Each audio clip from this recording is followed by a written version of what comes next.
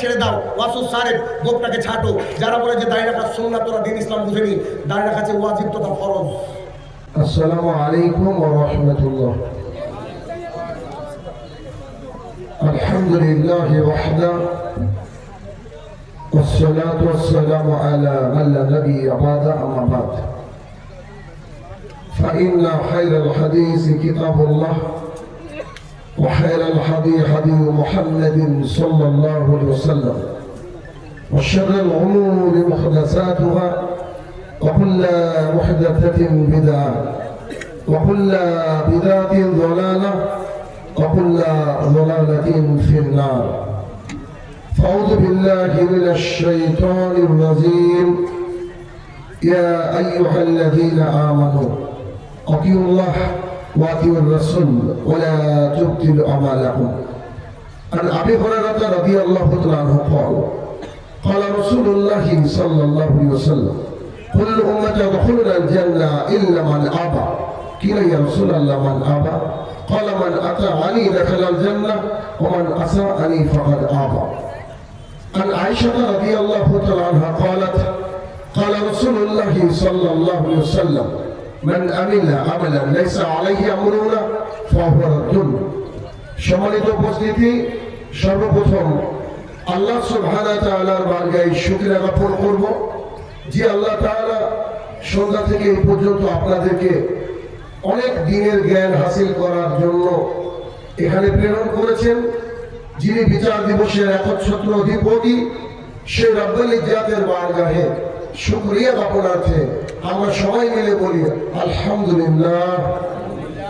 অতঃপর সমগ্র মানব জাতির শিক্ষক, সমগ্র মানব জাতির পথ প্রদর্শক মুহাম্মদ রাসূলুল্লাহ সাল্লাল্লাহু আলাইহি সাল্লামের উপর শতকোটি সালাত ও সালাম বর্ষিত হোক। আমরা বলি আল্লাহুম্মা আমিন। উত্তর দিনাজপুর করণদিঘি অন্তর্গত মহেশপুর অত্র মাদ্রাসায় আজকে আমার বক্তৃতার বিষয় ঈমানের পরীক্ষা। উক্ত বিষয়ে তথ্য এবং তত্ত্ববহুল আলোচনা করার চেষ্টা করব ইনশাআল্লাহুল আজিজ। এতক্ষণ যাবৎ আপনারা যে আলোচনা শুনেছেন, বিক্ষিপ্তভাবে এদিক ওদিকে ঘোরাফেরা করেছেন, এখন একটু নিজের কাজকে সাইডে রেখে বসে আলোচনা যদি শ্রবণ করেন, আমি আশাবাদী কোরআন এবং সুন্নাহ আপনার জীবন পরিবর্তন করবে। আমি পার্সোনাল গাড়িতে 11 ঘন্টা জার্নি করে আপনাদের কাছে পৌঁছেছি। আমার টার্গেট যে আমার কথার মাধ্যমে আমি যে কথাগুলো বলবো কোরআন এবং সুন্নাহ থেকে, হয়তো এই কথাগুলো অনেকে শুনে থাকবেন, হাদিস শুনে থাকবেন, আয়াত শুনে থাকবেন, কিন্তু আমি আপনার সামনে এমন ভাবে পেশ করার চেষ্টা করব, হয়তো আপনার জীবনে আজকের বক্তৃতাই আপনার জীবনটাকে আল্লাহ সুবহানাহু ওয়া তাআলার দিকে নিয়ে যাবে, এটা আমি আশাবাদী। শর্ত একটু আপনি মনোযোগ সহকারে শ্রবণ করবেন, নিয়ত এমন করে রাখবেন যে আজকে যা শুনবো সেই অনুযায়ী আমল করবো। সবাই বলি ইনশাআল্লাহ।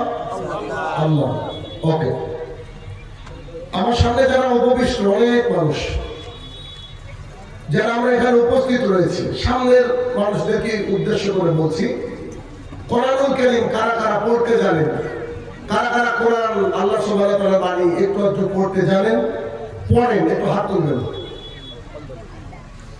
মাশাআল্লাহ। আচ্ছা, কোরআনুল কারীম এমন একটা আসমানি কিতাব, যে কিতাবের ব্যাপারে আল্লাহ সুবহানাহু ওয়া তাআলা বলেন, আমি যদি এই কোরআনকে পাহাড়ের উপরে নাজিল করতাম, পাহাড় ভেঙে চৌচির হয়ে যেত। এই কোরআনুল কারীমের এক একটা আয়াত মক্কার বেদিন বেঈমানদের কানে এক একটা বোমার মতো কাজ করেছিল, বিধায় সবচেয়ে ভালো মানুষকে তারা তাড়িয়ে দিয়েছিল মক্কা থেকে।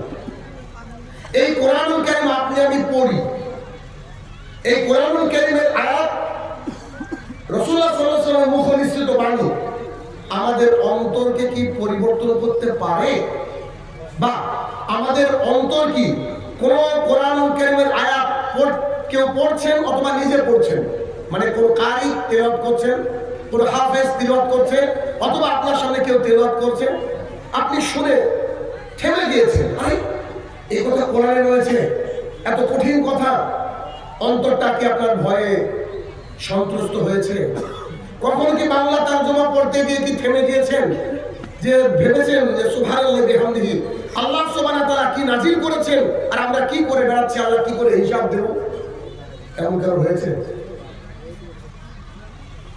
যে কোরআনকে আল্লাহ সুবহানাহু ওয়া তাআলা বলছেন আমি পাহাড়ের উপরে নাজিল করলে পাহাড় ভয়ে ফেটে যেত, সেই কোরআন আপনি আমি তেলাওয়াত করেছি, আমাদের বাড়িতে আছে, কিন্তু আপনার আমার অন্তরে এখনো পরিবর্তন হয়নি। সাহাবায়ে কেরামের উপরে কোরআন কেমন ভাবে, তাদের রিয়াকশন কেমন ছিল, এগুলো আমাদেরকে জানতে হবে, আমাদেরকে পরিবর্তন হতে হবে। আল্লাহ সুবহানাহু ওয়া তাআলা বলেন মুমিনদের সামনে যখন কোরআন তেলাওয়াত হয় তাদের অন্তরটা ভীত সন্ত্রস্ত হয়ে যায় এবং তাদের ঈমানটা বাড়তে শুরু করে। আপনি আমি যদি মুমিন মুসলমান হওয়ার চেষ্টা করি, তাহলে কোরআন আমার অন্তরকে কাঁপিয়ে দেবে, কোরআন আমার অন্তরকে পরিবর্তন করে দেবে। আসুন আমরা একটা ছোট্ট আয়াত দেখব, সেই আয়াত সাহাবায়ে কেরামের উপরে কেমন ইফেক্ট পড়েছিল সেটা দেখব। যদি আমার আজকে 1-1.5 ঘন্টার আলোচনা একটা অংশ আপনি বাড়িতে নিয়ে যেতে পারেন, আল্লাহি আল্লাহর কসম করে বলছি আপনার জীবন পরিবর্তন হবে। কারণ আমি কোরআন এবং সুন্নাহ মোতাবেক চলি, তদ অনুযায়ী আমল করে তারপরে বক্তৃতা দিই। আমি আর 5 জনের মতো না। কথা বুঝে আসছে? দেখেন আজকে আপনার অন্তর কাঁপবে, পরিবর্তন হবে ইনশাআল্লাহ, আমি আশাবাদী। দেখেন আল্লাহ সুবহানাহু ওয়া তাআলা সূরা আল ইমরানের 102 নম্বর আয়াত বহুবার শুনেছেন আপনারা, 102 103 নম্বর আয়াত আপনারা বহুবার শুনেছেন। ইয়া আইয়ুহাল্লাযীনা আমানু, আল্লাহ সুবহানাহু ওয়া তাআলা যখন কোনো মেসেজ দেন, ভালো কোনো বার্তা পাঠান, তখন ঈমানদারদেরকে ডাক দিয়ে বলেন, হে ঈমানদারগণ তোমরা শোনো। আল্লাহ সুবহানাহু ওয়া তাআলা বলেন ওয়াত্তাকুল্লাহ, তোমরা আমাকে ভয় করো। কাকে ভয় করো? আল্লাহ সুবহানাহু ওয়া তাআলা বলেন ও আমার ঈমানদাররা শোনো, ইত্তাকুল্লাহ, আমাকে ভয় করো, হাক্কা তুকাতিহি, যেমন করে ভয় করার মতো, যেমন করে ভয় করার দরকার, ভয়ের মধ্যে কোনো নাটক কোনো কিছু মিশ্রিত থাকবে না, ঠিক তেমন করে আমার ভয়ের হক আদায় করে ভয় করো। ওয়ালা তামুতুন্না, খবরদার তোমরা মারা যাও না, ইল্লা ওয়ান্তুম মুসলিমুন, মুসলমান না হয়ে। একটা বাক্য। এই আয়াত মক্কার বুকে রাসূলুল্লাহ সাল্লাল্লাহু আলাইহি ওয়াসাল্লাম পাঠ করেছিলেন। আজকে আমি করণদিঘির মহেশপুরে পাঠ করছি। মক্কার বুকের মানুষগুলা কেমন ছিল, আজকে করণদিঘি আমরা, আজকে আমাদের অন্তরটা কেমন একটু দেখেন। তারা এই জন্য রাদিয়াল্লাহু তাআলা আনহু, আল্লাহ যাদের উপরে রাজি হয়ে গেছে, তারা আল্লাহর উপরে রাজি। রাসূলুল্লাহ সাল্লাল্লাহু আলাইহি ওয়াসাল্লামের উপরে যখন এই আয়াত নাযিল হয়ে গেল, এই আয়াতের অর্থটা আপনাকে আরো একবার আমি শুনাই, আরো একবার বলি। আল্লাহ সুবহানাহু ওয়া তাআলা বলছেন, ও ঈমানদাররা, আল্লাহ সুবহানাহু ওয়া তাআলাকে ভয় করো এবং ভয় করার যে হক, এই হক আদায় করে ভয় করো। যেমন করে হক আদায় করে ভয় করতে হয় তেমন করে হক আদায় করে ভয় করো। খবরদার তোমরা আল্লাহ সুবহানাহু ওয়া তাআলাকে যথাযথ ভয় না করে, খাঁটি মুসলমান না হয়ে তোমরা মৃত্যুবরণ করো না। এতগুলো মানুষ বসে আছে, পর্দার আড়ালের মা বোন বসে আছে। আমি নিশ্চিত হয়তো কারোর অন্তরটা এখনো হয়তো বুঝেনি আমি যা বোঝাতে চাইছি। আমি কি বোঝাতে চাইছি জানেন? সাঈদ ইবনে জুবাইর রাদিয়াল্লাহু তাআলা আনহু বলেন, কি কঠিন বাক্য। সাঈদ ইবনে জুবাইর রাদিয়াল্লাহু তাআলা আনহু বলেন, যখন এই আয়াত নাযিল হলো, সাহাবায়ে কেরাম ভীত সন্ত্রস্ত হয়ে পড়লেন। তিনারা টেনশন করতে লাগলেন। আল্লাহ তাআলার হক মেনে, আল্লাহ তাআলার হক জেনে ভয় করার মতো ভয় করতে বলছে আল্লাহ, তাহলে আমরা আল্লাহকে কি করে ভয় করব? সাঈদ ইবনে জুবাইর রাদিয়াল্লাহু তাআলা বলেন, রাসূলুল্লাহ সাল্লাল্লাহু আলাইহি ওয়াসাল্লামের এই আয়াত যখন তার উপরে নাযিল হলো, সাহাবায়ে কেরাম তখন তাহাজ্জুদে দাঁড়িয়ে গেল। রাতের পর রাত তাদের পা গুলা ফুলে গেল। কেন? তারা মনে করতে লাগলো আল্লাহকে যে ভয় করছি, বোধহয় আমাদের যথাযথ ভয় করা হচ্ছে না, বোধহয় আমরা ঠিকঠাক ভয় করতে পারছি না, আল্লাহর ভয়ের হক হয়তো আমরা আদায় করতে পারছি না। তাই আল্লাহ তাআলা আমাদের উপরে আয়াত নাযিল করে দিলেন। সাহাবায়ে কেরাম রাত্রেবেলায় ঘুমানোকে ছেড়ে দিলেন, সারা রাত জেগে দাঁড়িয়ে দাঁড়িয়ে কোরআনুল কারীম তেলাওয়াত করতেন আর কান্না করতেন আর আল্লাহকে বলতে চাইছেন, হে আমার প্রতিপালক, এই আয়াত যে আপনি আপনি নাজিল করলেন, আমরা আপনাকে ভয় করার চেষ্টা করছি, যথাসাধ্য চেষ্টা করছি, তারপর আপনি আমাদের উপরে আয়াত নাজিল করে দিলেন। আপনার ভয়ের হক আদায় করে আমরা জানি না কি করে হক আদায় করতে হয়। এই কথা চিন্তা করতে করতে, কোরআন কারীম তেলাওয়াত করতে করতে সারা রাত সাহাবীদের কেটে যেত। ওই দিক থেকে হাইয়া আলাস সালাত ডাক চলে আসতো। এই যে বাক্যটা আপনাকে বোঝানোর চেষ্টা করলাম, কতগুলো কঠিন বাক্য, বুঝতে পেরেছেন? আমার কথা বুঝতে কোনো অসুবিধা হচ্ছে? ভাই একটু কথা বলতে হবে, কথা বলতে অসুবিধা হচ্ছে? কলেজে একটু ভাইয়ের আমার দাওয়াতের একটা উদ্দেশ্য, আপনি পরিবর্তন হবেন, না আমি বয়কট হব। আমি সব জায়গায় বলি যে হয় আপনি আমার দাওয়াতের মাধ্যমে পরিবর্তন হবেন, আর নাহলে আপনি আমাকে বয়কট করবেন সামনের দিন। কেন? তার অনেক কারণ আছে, সেগুলো থাক, একটু আপনাকে দেখাই। যে সাহাবাই কেরামের উপরে আয়াতটা ভারী পড়লো, ওই আয়াতটা আপনি আমি পড়েছি কি পড়িনি কোরআন থেকে? কিন্তু আপনার আমার অন্তর তো বিগলিত হয়নি, আপনার আমার অন্তর তো ভয়ে কাঁপেনি। তার মানে আমরা কোরআনুল কারীম তেলাওয়াত করি তোতা পাখির মতো, অর্থ বুঝি না। যারা অর্থ বুঝি তারা অর্থ বোঝার চেষ্টা করি না। কোরআনকে আমরা তেমন করে মূল্যায়ন করি না। সোজা কথা বলছি, খুব সোজা কথা। মাঝে একটু একটা কথা আপনাকে একটু বলিনি, তারপর আমি ওই আয়াতের আরেকটা অংশে যাব। তার একটা অংশ হচ্ছে এই, রাসূলুল্লাহ সাল্লাল্লাহু আলাইহি ওয়াসাল্লাম যখন কোরআনুল কারীম তেলাওয়াত করতেন মক্কার বুকে, পৃথিবীর শ্রেষ্ঠ কারি, শ্রেষ্ঠ হাফেজ, যার উপরে কোরআনুল কারীম নাযিল হচ্ছে, তিনি যখন মক্কার বুকে কোরআনুল কারীম তেলাওয়াত করতেন, আবু জেহেল, উতবা, শাইবা, এই কুলাঙ্গারের দল আল্লাহ রাসূলের কোরআনের বাণীকে স্তব্ধ করে দেওয়ার জন্য কিছু ইয়াং ছেলে, যুবক ছেলেদেরকে কাবার মধ্যে রেডি করে রাখতো। আল্লাহ রাসূল যখন কোরআনুল কারীম তেলাওয়াত করতো, তো তারা পাশে চিৎকার করতো, কোরআনের আয়াত যেন মক্কার ঘরে ঘরে না পৌঁছলে, তাই তারা চিৎকার করতো। আল্লাহ সুবহানাহু ওয়া তাআলা সূরা আরাফের 204 নম্বর আয়াতকে নাযিল করে দিলেন। আপনি এই আয়াত জানেন না? ওই যে কুরিয়াল কোরআন, এটা জানেন না? আপনার মুখস্থ, আপনি জানেন? আল্লাহ সুবহানাহু ওয়া তাআলা বলেন, ও দুনিয়াবাসী শুনে নাও, আমার কোরআনের আয়াত যখন তোমার এই আমার জমিনে পঠিত হয়, কেউ পড়ে, তখন একজন মানুষের দায়িত্ব দুটো: এক, খুব মনোযোগ সহকারে শুনবে; দুই, শোনার সময় কথা বলবে না, চুপ থাকবে। তার মানে আল্লাহর জমিনে কেউ যদি কোরআন পড়ে, আপনি স্তব্ধ হয়ে যাবেন, আপনি থেমে যাবেন এবং চুপচাপ মনোযোগ সহকারে শুনবেন। এই আয়াত আল্লাহ তাআলা নাজিল করলেন কাফের, বেদিন, বেঈমান যারা কোরআনকে বাধা দিতে চেয়েছিলেন তাদের উপরে। এই আয়াত বিশ্ববাসীর জন্য এখন রয়ে গেল। এই আয়াত রহিত হয়ে যায়নি, এই আয়াত আজও আছে। আজকে মহেশপুরে এসে আমি যদি আপনাকে বলি, আমি এখান থেকে বলছি, ইয়া আইয়ুহাল্লাযীনা আমানু, হে ঈমানদারগণ, এটা কোরআনুল কারীমের আয়াত। এই আয়াত আমি যখন তেলাওয়াত করছি, আপনার সন্তান ওইখানে গিয়ে বলছে যে বাদাম কত টাকা কেজি। আমি যখন বলছি ইয়া আইয়ুহান নাস কুলু মিম্মা ফিল আরদি হালালান তাইয়্যিবা, আমি যখন এই বাক্য বলছি, তখন আপনার স্ত্রী জিলাপিওয়ালাকে গিয়ে বলছে জিলাপি কেজি কত। আমার দরদি ভাই এবং বোনেরা, খুব কষ্ট হয়, অনলাইন কষ্ট হয় যখন আমাদের সামনে কোরআনকে কেউ অপমান করে। হিন্দু, ইহুদি, খ্রিস্টান, এই কুলাঙ্গাররা আয়াতের ব্যাপারে আল্লাহ সুবহানাহু ওয়া তাআলার সাথে চ্যালেঞ্জ দিয়ে তারা আল্লাহর আয়াতকে স্তব্ধ করে দিতে চেয়েছে। আল্লাহ তাআলা তাদের মুখে বাড়ি দিয়ে বলেছেন, তোমরা চুপ থাক আর শুন। আর আজকে আমরা মুসলমানের বাচ্চা, আমাদের 14 গোষ্ঠী মুসলমান, আজকে এখানে কোরআনের আয়োজন করা হয়েছে। আর ভাই, এত বড় মেলার আয়োজন, আমরা যখন কোরআন পড়ছি ওরা তখন চিৎকারে ব্যস্ত। তারপরে এরা সবাই কোরআনকে নিয়ে খেলছে, সবাই কোরআনকে অপমান করছে, যেমন করে উতবা, শাইবা অপমানিত হয়েছে। এই মহেশপুরের মানুষ অপমানিত হবে, হতে বাধ্য। কেন কোরআনকে অপমান করবেন? এত বড় সাহস পেলেন কোথায়? মাদ্রাসা চালাতে হবে, টাকা লাগবে, এ কথা সত্য। তবে টাকা কালেকশন করতে গিয়ে, মাদ্রাসা চালাতে গিয়ে যদি এত বড় পাপের ভাগীদারি হয়ে যায়, তাহলে দায়িত্ব ছেড়ে দিতে হবে। শুনে রাখেন, খুব ভালো দায়িত্ব পালন করতেন আবু তালিব, থাকার জায়গা জাহান্নাম। দায়িত্ব ছেড়ে দিতে হবে। হয়তো আমার কথা আপনার খুব কষ্ট হবে, কেন? দেখা যাবে মাদ্রাসার বয়স আমার বয়সের আগে, এতদিন থেকে মাদ্রাসা চালাচ্ছেন, কেউ এই কথা বলেনি। শাহিনুর রহমান মেলা বন্ধ করার কথা বলছে। তার মানে আপনি বালিশ নিয়ে রাত্রেবেলায় শোয়ার সময় ভাববেন যে উতবা, শাইবার মুখকে আল্লাহ বন্ধ করার জন্য কি বলছে? এই শোনো শোনো শোনো, তোমার সামনে কোরআন পাঠ হলে চুপ করো, চুপ করো, চুপ করো, আর কি শোনো। আমি এখানে কোরআনের আয়াত তেলাওয়াত করছি, সভাপতি সাহেব তেলাওয়াত করেছেন, বিভিন্ন বক্তারা তেলাওয়াত করেছেন, তাহলে কোরআন তেলাওয়াত হচ্ছে, ওইদিকে গিয়ে বলছে যে একটু নাগরদোলায় উঠাও না আব্বু, একটু জাম্পিং এ চড়াও না আব্বু, একটু চলো না, ছেলে মেয়ে জেনা করছে রাস্তায়, দেখেন আপনি রাস্তায় গিয়ে দেখেন জেনা করছে। তাহলে এইদিকে যদি এক উপকার হয়, ক্ষতি তো শোনো।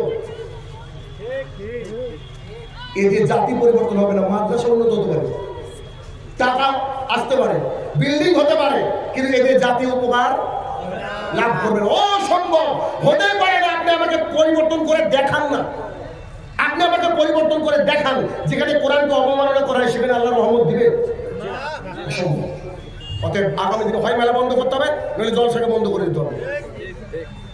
দিন রাত আমি বলছি, আমি জানি, আমি যাদের বিরুদ্ধে বলি তারা আমার পিছনে লেগে আছে।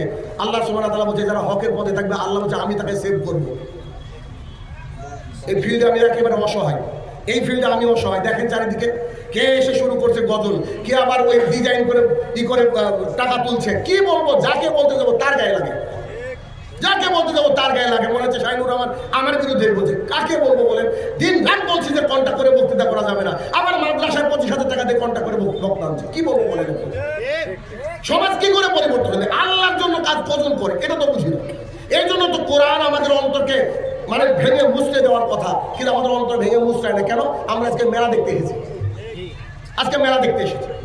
একটু দেখি আল্লাহ সুবহানাহু ওয়া তাআলা যখন 3 নম্বর সূরার 102 নম্বর আয়াত নাযিল করে দিলেন, সাঈদ ইবনে জুবাইর রাদিয়াল্লাহু তাআলা বলছেন সাহাবায়ে কেরাম সারা রাত ধরে তাহাজ্জুদ পড়তে লাগলেন আর আল্লাহর কাছে কাঁদতে লাগলেন, আল্লাহ গো তোমার বোধহয় হক আদায় করতে পারছি না, তাই তো তুমি আয়াত নাযিল করে দিলা।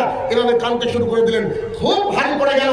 রাসূলুল্লাহ সাল্লাল্লাহু আলাইহি ওয়াসাল্লামকে গিয়ে সাহাবায়ে কেরাম বললেন, আল্লাহ রাসূল আমাদেরকে আল্লাহ তাআলা এই আয়াত নাযিল করে দিয়েছেন। মুহাম্মদ সাল্লাল্লাহু আলাইহি ওয়াসাল্লাম জানেন না কি বলবেন, কেননা তিনি ওহীর অপেক্ষায় আছেন। তিনি অন্তরটা চাইছে, আল্লাহ গো তোমার সাহাবী, তোমার লোকজন, তোমার উম্মত খুব বিপদে পড়ে গিয়েছে, তুমি যে আয়াত নাযিল করেছো তাদের কাছে কি শক্ত হয়ে গিয়েছে, আল্লাহ কি যে করবা তুমি দেখো, তোমার এই বান্দাদেরকে তুমি বাঁচাও। আল্লাহ সুবহানাহু ওয়া তাআলা কিছুদিন পর এই মুমিনদের উপরে সূরা তাগাবুনের 64 নম্বর আয়াত নাযিল করে দিয়ে বললেন, ফাত্তাকুল্লাহা মাসতাতাতু, তোমরা আমাকে যতটুকু পারো অতটুকু ভয় করো। সুবহানাল্লাহ বলে শিখায় নাকি বাবা? আল্লাহ তাআলা বলছে যে আমার হক আদায় করে কি করো? ভয় করো। সাহাবীরা বলছে আল্লাহর হক মানে, আচ্ছা আল্লাহর হক মানে কি বলেন তো? কিছুদিন আগে করোনা এসেছিল, মানুষের পকেটে কোটি কোটি টাকা, ডাক্তারকে গিয়ে বলছে আমার বাবাকে বাঁচাতে হবে, ডাক্তার বলছে যে কোনো অক্সিজেন সিলিন্ডার নাই, তো সেই লোকটা বলছে 5 কোটি টাকা দিব। ডাক্তার সাহেব বলছে যে we have no capacity to give the oxygen cylinder to your parents, আমার কোনো ক্ষমতাই নাই তোর বাপকে অক্সিজেন দেবো, কেন? টাকা দিয়ে হবে না, অক্সিজেন নাই। আমার প্রতিপালক যে বুড়ো মানুষ এখানে বসে আছেন 60 বছরে, 60 বছর আল্লাহ তাআলা আপনাকে অক্সিজেন দিয়েছেন, একদিনের অক্সিজেনের দাম কি আল্লাহকে দিয়েছেন বলেন? আল্লাহ সুবহানাহু ওয়া তাআলা যে আকাশ থেকে পানি বর্ষণ করেন, যার ফলস্বরূপ এই যে ধান আল্লাহ তাআলা উগিয়ে দেন জমিন থেকে, এই পানির বিল আল্লাহকে পরিশোধ করেছি? কি কথা বলেন না কেন আপনারা? পরিশোধ করেছি? আমার আল্লাহ সুবহানাহু ওয়া তাআলার হক তাহলে কত বড় হতে পারে ভাই আমার? আমার আম্মা আমাকে মানুষ করেছে, আমার আম্মা আমাকে পেটে ধরেছে, তাই ইসলাম আমাকে বলেছে যে তোমার মা তোমাকে পেটে ধরেছে, তোমার মা যদি তোমাকে দিন রাত গালি দেয় তাকে তোমার গালি দেওয়া চলবে না, তোমার বাবাকে গালি দেওয়া চলবে না, তোমার মা আর বাবাকে যদি উপশব্দ করো তাহলে ধরে নেও তোমার জাহান্নাম। তার মানে কত কষ্ট, একটু খেতে দিয়েছে, একটু পেটে রেখেছে, তাই এত। আমার প্রতিপালক আমাকে অক্সিজেন দিয়েছে, আমার প্রতিপালক দেখেন দেখেন অনেক অনেক মানুষের হাত নাই, একটা হাত নাই, দেখেন আপনার আমার হাত আছে, ওই রেল স্টেশনে একজন মানুষের দুটো পা নাই, আল্লাহ আমাদেরকে দিয়েছে। অনেক মানুষ খাবার খেতে পারে না, এই সাইড দিয়ে ওই পাইপের মাধ্যমে খাবার ঢুকে দেয়। সেই মাবুদ, সেই মাবুদ, সেই মাবুদ তার হক কত বড় হতে পারে। ইংল্যান্ডের একজন ব্যক্তি, তিনি খুব বৃদ্ধ, বয়োবৃদ্ধ মানুষ, তিনার হার্টের অপারেশন হয়েছে, সুস্থতা লাভ করেছেন, 4.5 ঘন্টা যাবত অপারেশন হয়েছে, 11 লাখ টাকা বিল। বিল দেখে তিনি কান্নায় ভেঙে পড়েছেন। যখন কান্না করছেন, ডাক্তারবাবুরা আরো অনেকে এসেছে, এসে বলছে কি ব্যাপার আপনি কান্না কেন করছেন? বুঝে এই বিলটা কিসের? আপনার অপারেশন করতে 4.5 ঘন্টা 3 জন সার্জন লেগেছে, অতএব এই বিলটা আপনার জন্য। তখন উনি আরো বেশি কাঁদতে শুরু করেছেন। ডাক্তার যে হেড অফ দ্য ডিপার্টমেন্ট তাকে ডাকা হয়েছে, তিনি বলছেন শোনেন আপনি কাঁদবেন না, কাঁদলে আপনার নিজের ক্ষতি, কিছু টাকা হয়তো আমরা কমাবো, আপনি টেনশন করছেন কেন? সেই ব্যক্তি বলছে আমি তার জন্য টেনশন করছি না, আল্লাহ আমাকে অনেক টাকা দিয়েছে, আজকে আমার 60 বছর বয়স, 60 বছর ধরে আমার এই কলিজাটাকে, 60 বছর ধরে আমার এই হাতটাকে যে আল্লাহ সুবহানাহু ওয়া তাআলা সুস্থ রেখেছেন, একদিনও তাকে আমি বিল পে করিনি। 4.5 ঘন্টার বিল 8.5 লাখ টাকা, 4.5 ঘন্টার বিল 8 লাখ টাকা নিচ্ছেন। আমার এই হাতকে যিনি সংরক্ষণ করেছেন 60 বছর ধরে, তিনি একদিনও বিল চাননি, 1 ঘন্টারও বিল চাননি। আমি তার জন্য কাঁদছি, তিনি কত মহান যে আপনি মাত্র 4.5 ঘন্টার জন্য 8 লাখ টাকা বিল করছেন। আমার প্রতিপালক আমার কাছে কত বিল করা উচিত? তাহলে আল্লাহর হক বুঝেছেন কি? মাদ্রাসার লোক যদি খাসির গোস্ত দিয়ে একটু রুটি খাওয়িয়ে দেন আপনাকে, তার বিরুদ্ধে আপনি আর কথা বলতে পারবেন। বহু বক্তারা হক কথা বলতে পারে না, কেন? যে আগে 30,000 নিয়ে নিয়েছে। হক কথা বললে তো অবস্থা খারাপ, তাকে মার্কেট ধরে রাখতে হবে। তার মানে বুঝেন বিষয়টা, সে মাত্র 30,000 টাকায় হক কথা বলতে পারছে না। তাহলে আল্লাহ সুবহানাহু ওয়া তাআলা হক কত বড়। সাহাবায়ে কেরাম একদম কাঁদতে লাগলেন, সারা রাত তাহাজ্জুদ পড়তে লাগলেন। আল্লাহ সুবহানাহু ওয়া তাআলা কত মহান, আমার বান্দাদের কষ্ট হচ্ছে গো। আল্লাহ তাআলা আয়াত নাযিল করে দিলেন। আল্লাহ সুবহানাহু ওয়া তাআলা বললেন ফাত্তাকুল্লাহা মাস্তাতাতু, তোমরা আমাকে অত ভয় করো না, অত ভয় করো না, তোমাদের সাধ্যে যতটুকু কুলায় অতটুকু ভয় করো। সুবহানাল্লাহ। তোমাদের যতটুকু পারো করো, ভয় করো, অত না তোমরা অত ঘাবড়ে না, অত ঘাবড়ে না। আমি আল্লাহ সুবহানাহু ওয়া তাআলা তোমাদেরকে চাপ দিইনি, তোমরা যতটুকু পারবা, তোমার যা সাধ্য সে অনুযায়ী তুমি ভয় করো।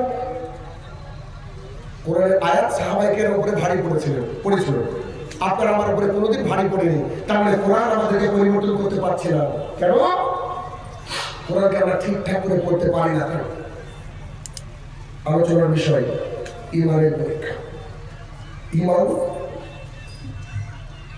এমন একটা জিনিস, যে ব্যক্তি ভেতর থেকে বলবে আশহাদু আল্লা ইলাহা ইল্লাল্লাহ ওয়া আন্না মুহাম্মাদান আবদুহু ওয়া রাসূলুহু, তার উপরে অত্যাচার, তার উপরে যন্ত্রণা, তার উপরে ব্যথা নেমে আসবে। জি শাহুল রহমান সাহেব, আমি লা ইলাহা ইল্লাল্লাহ বলেছি, এখন পর্যন্ত আমাকে আল্লাহ পরীক্ষা করেন, আমি ভালো আছি। ওয়াল্লাহি আপনার লা ইলাহা ইল্লাল্লাহ মেরামত করতে হবে। কথা বুঝতে পেরেছেন? যদি লা ইলাহা ইল্লাল্লাহ আপনাকে কষ্ট না দেয়, দুনিয়ার মধ্যে মেরামত করতে হবে, কোথাও না কোথাও ঘাটতি আছে, কোথাও না কোথাও ঘাটতি আছে। মুর্শিদাবাদের খবর শুনেছেন? কে হাত তোলেন তো। আমাদের বাড়ি থেকে 70-80 কিলোমিটার দূর বেলডাঙ্গা একটা জায়গা, কিছু সনাতনীরা পুজো করতে গিয়ে আল্লাহ তাআলাকে গালি দিয়েছে। এমন একটা গালি যে আমি বলতে পারবো না, অসম্ভব। আমার কাছে ভিডিও মজুদ রয়েছে। দাঙ্গা শুরু হয়ে গেছে, ঝামেলা শুরু হয়ে গেছে। গোটা মুর্শিদাবাদে গতকাল থেকে নেট বন্ধ, আমরা কোনো কিছু খোঁজ পাইনি।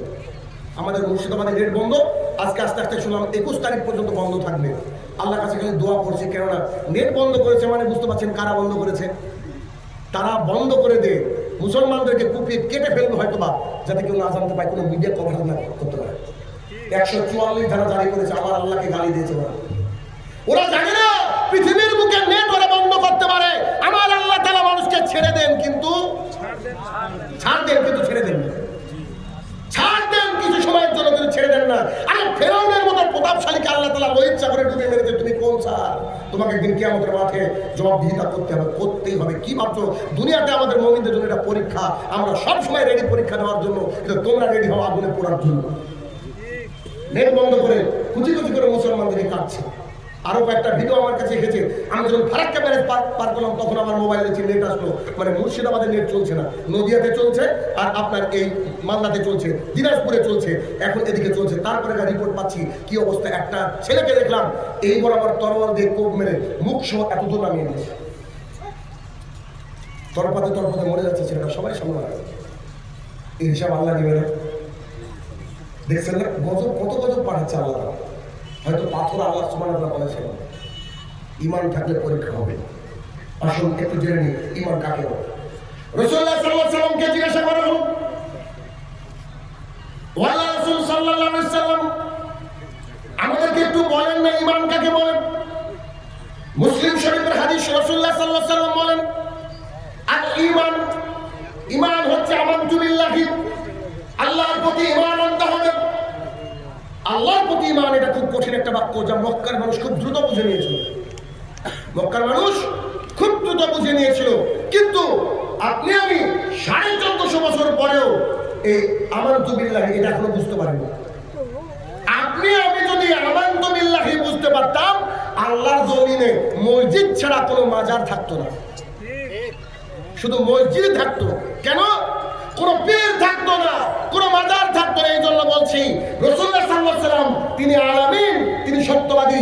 সাফা পাহাড়ের উপরে উঠে বলছেন, ও মক্কাবাসী শোনো, আমি তোমাদেরকে সংবাদ দিতে চাই, তোমরা কি বিশ্বাস করো? সবাই বলছে জি। আর তুমি যে বাক্য বলবো আমরা মেনে নেবো, কারণ তোমার মতো ভালো মানুষ আমরা দেখিনি, তোমার মতো আমানতদারিত মানুষ আমরা দেখিনি, খুব ভালো মানুষ তুমি। তখন মুহাম্মদ সাল্লাল্লাহু আলাইহি ওয়াসাল্লাম বলেন, কুল লা ইলাহা ইল্লাল্লাহ তুফলিহুন, তোমরা লা ইলাহা ইল্লাল্লাহ বলো, তাহলে তোমরা বেঁচে যাবে। নিজ থেকে নিজের চাচা আবু লাহাব বলছে কে হত্যা করতে হবে, গ্রাম ছাড়া করতে হবে। কেন? আমরা 360টা মাবুদের পুজো করি, আমরা লাত, মানাত, উজ্জা, হুবল এদের পুজো করি। আর এ মুহাম্মদ আব্দুল্লাহর বেটা বলছে কি সাল্লাল্লাহু আলাইহি সাল্লাম, এ বলছে কি যে এক আল্লাহর ইবাদত করতে হবে যাকে নাকি দেখা যায় না। আল্লাহ রাসূলকে গ্রাম ছাড়া হতে হয়েছিল শুধুমাত্র একটা বাক্য বলার কারণে। কি বাক্য বলেন তো? আল্লাহ ছাড়া আর হক কোনো মাবুদ নেই।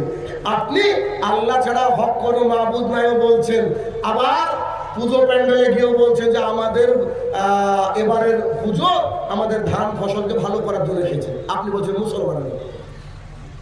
ওই যে নেতা দুনিয়ায় 2 টাকা লাভের আশায় ও কি করেছে দেখবেন, কিছু মুসলমানের বাচ্চা ওই কোন স্টেজে উঠে বলছে আসসালামু আলাইকুম, নমস্কার। ওর বাপ কটা? কোন হিন্দুকে দেখেছেন নাকি নমস্কার করে আসসালামু আলাইকুম বলে? এর বাপ কটা? এর বাপের প্রতি সন্দেহ আছে। দাঁড়সে গিয়ে বলবে আসসালামু আলাইকুম রহমতুল্লাহ। কথা বলতে গেলে এইভাবে বলতে হবে। মুসলমান যারা নিবে, হিন্দুরা যারা বসে থাকবে। তুমি এত কেন? এটা যারা বলে তারা টুপি পরায় জনগণকে, আর কিছু না, শুধু খাওয়ার ধান্দা, আর কিছু না। আপনি দেখে নিন। বলছিলাম আমানতু বিল্লাহি, আল্লাহর প্রতি ঈমান আনতে হবে। আল্লাহর প্রতি ঈমান এটা খুব কঠিন একটা জিনিস। এই ঈমানের চরম লেভেলের পরীক্ষা হয়। পরীক্ষা পরে দেখাচ্ছি আপনাকে ঈমানটা দেখায়। আচ্ছা বলেন তো, সন্তান দেওয়ার মালিক কে? আল্লাহ সুবহানাহু ওয়া তাআলা। ভালো ফসল দেওয়ার মালিক, ফসলকে নষ্ট করে দেওয়ার মালিক। তাহলে একজন বান্দা বলছে যে আমি দাতা বাবায় গিয়েছিলাম, তাই আমাকে দাতা বাবা গাড়ি দিয়েছে। ও লিখে রেখেছে গাড়ির সামনে দাতা বাবা, ওর বাপ দিয়েছে গাড়ি। তোর দাতা বাবা গাড়ি দিয়েছে, গাড়ি 3 দিন পরে অ্যাক্সিডেন্ট। আর কোন বাপ? ওর বাপ ওকে সেভ করেনি। তার মানে দেখেন আমানতু বিল্লাহি কঠিন একটা জিনিস। আল্লাহর প্রতি ঈমান আনতে হবে। অমালাইকাতিহি, ফেরেশতার প্রতি ঈমান আনতে হবে। ফেরেশতা কি? আল্লাহর আনুগত্যশীল জীবের মধ্যে শ্রেষ্ঠ জীব। আল্লাহর জমিনে 1 ইঞ্চি জায়গায় ফাঁকা নেই যেখানে ফেরেশতারা আল্লাহর শুকরিয়া আদায় করছে না। সবচেয়ে বুদ্ধিমান মানুষ হিসেবে আমরাই খারাপ, বুদ্ধিমান জীব হিসেবে আমরাই খারাপ। আল্লাহর না শুকরিতে সবসময় ব্যস্ত। একটু আবু হুরায়রা রাদিয়াল্লাহু তাআলা আনহু বলেন, রাসূলুল্লাহ সাল্লাল্লাহু আলাইহি ওয়াসাল্লাম বলেছেন, হাদিস লম্বা। রাসূলুল্লাহ সাল্লাল্লাহু আলাইহি ওয়াসাল্লাম বলেছেন, কোন ব্যক্তি যদি কোন দিন ইসলাম শেখার জন্য কোন মজলিসের দিকে আসে, রাসূলুল্লাহ সাল্লাল্লাহু আলাইহি ওয়াসাল্লাম বলেন, আল্লাহ সুবহানাহু ওয়া তাআলা বলেন তার রাস্তাটা ধরে আমি জান্নাতের মধ্যে ঢুকিয়ে দিই। অনেক লম্বা হাদিস থেকে একটু মাঝ থেকে নিয়ে শোনালাম। আপনারা আজকে মজলিসে বসে আছেন, আপনাদের উদ্দেশ্য যদি দ্বীন ইসলাম শিক্ষা হয়, আল্লাহ সুবহানাহু ওয়া তাআলা বলছেন আপনার আমার রাস্তাটা আল্লাহ সুবহানাহু ওয়া তাআলা জান্নাতের দিকে ঢুকিয়ে দিবেন। আর কিছু লাগবে? বলেন, আর কিছু লাগবে? আমাদের বাঙালি একজন শাইখ সৌদি আরবের বুকে দাস দিচ্ছেন, খাঁটি বাংলা ভাষায় সব বাঙালিরা বসে আছে। এর মধ্যে একজন সৌদিয়ান ব্যক্তি বসে আছেন, সৌদির মানুষ। তো শেখ অনেকক্ষণ থেকে লক্ষ্য করছেন, লক্ষ্য করতে করতে এক পর্যায়ে তিনার একটু বিব্রত ফিল হচ্ছে, আমি বাংলায় বক্তৃতা করছি আর উনি কেন বসে। তো তাকে বলছে আসসালামু আলাইকুম, লেশান্তে ইংলিশে না, আপনি এখানে বসে আছেন কেন, ব্যাপারটা কি? আজকে তো আমি বাংলায় বক্তৃতা করছি। তো তখন তার উত্তরটা শুনেন। তিনি বলছেন, আবু হুরায়রা রাদিয়াল্লাহু তাআলা আনহু বলেন, রাসূলুল্লাহ সাল্লাল্লাহু আলাইহি ওয়াসাল্লাম বলেছেন, কোন ব্যক্তি যদি দ্বীনকে জানার জন্য কোন রাস্তা পাড়ি দেয়, সেই রাস্তাটা আল্লাহ তাআলা জান্নাতের দিকে পৌঁছে দেয়। আমি আপনার ভাষা বুঝছি না, কিন্তু আপনি দ্বীনের তালিম দিচ্ছেন। তো দ্বীনের তালিম যদি আপনি দিয়ে থাকেন, 2-1টা তো কোরআনের আয়াত বলছেন, হাদিস বলছেন, আমার জন্য ওইটুকুই যথেষ্ট। আর আমি বসে আছি সে এই কারণে যে আল্লাহ আমার রাস্তাটা জান্নাতের দিকে দিবে, তার জন্য, বুঝার জন্য না। কথা বুঝতে পেরেছেন? যদি এই বাক্য আমি বুঝাতে পারতাম তাহলে মেলা চলতো কি, মানুষ খেত কি? কথা বলছেন না? কি হলো আপনারা কথা বলেন না কেন? কথা বলছেন না? আমি কত সুন্দর আলোচনা করছি কোরআন এবং সুন্নাহ, সবারই শোনা উচিত কি উচিত না বলেন? সমস্ত কাজকে স্টপ করে শুনতে হবে। দেখেন তাহলে মালাইকাতিহি, ফেরেশতার প্রতি মানান্ত হবে। 3 রাসূলিহি, রাসূলের প্রতি মানান্ত হবে। মুহাম্মদ সাল্লাল্লাহু আলাইহি সাল্লাম পৃথিবীর এমন একজন বান্দা, তাকে সবচেয়ে বেশি ভালোবাসতে হবে। সবচেয়ে বেশি মানে ওমর ইবনে খাত্তাব রাদিয়াল্লাহু তাআলা আনহু বলেন, আল্লাহ রাসূল সাল্লাল্লাহু আলাইহি সাল্লাম শুনেন, আমি সবচেয়ে আপনাকে বেশি ভালোবাসি। প্রথমে আমি আমার নিজেকে ভালোবাসি, তারপরে আপনাকে ভালোবাসি। তখন মুহাম্মদ সাল্লাল্লাহু আলাইহি সাল্লাম বলছে, ওমর এখনো পাক্কা মুমিন হতে পারোনি। তখন ওমর বলছে, আমার আব্বা আম্মা আপনার উপরে কুরবান হোক, আমি আমার নিজের চেয়েও আপনাকে বেশি ভালোবাসি। ওমরকে এই কথা বলে আল্লাহ রাসূল বুঝতে পেরেছেন কি সবচেয়ে ভালোবাসতে হবে কাকে? এখন যদি কোনো পুরুষ বলে যে আই লাভ মুহাম্মদ সাল্লাল্লাহু আলাইহি সাল্লাম, আমি মুহাম্মদ সাল্লাল্লাহু আলাইহি সাল্লামকে ভালোবাসি, তার দাড়ি নাই, এর মানে কি? পিএইচডি করছে বাটপাড়ির উপরে, বাটপাড়ির উপরে পিএইচডি করছে। যাদের দাড়ি নাই, ভাই তোমরা কষ্ট পাচ্ছ, তোমাদেরকে বাস দিচ্ছি, রাখো দাড়ি রাখো। আল্লাহ রাসূল পৃথিবীতে এই জামানায় হিরো হও, আখিরাতে হিরো হতে হবে। কেন?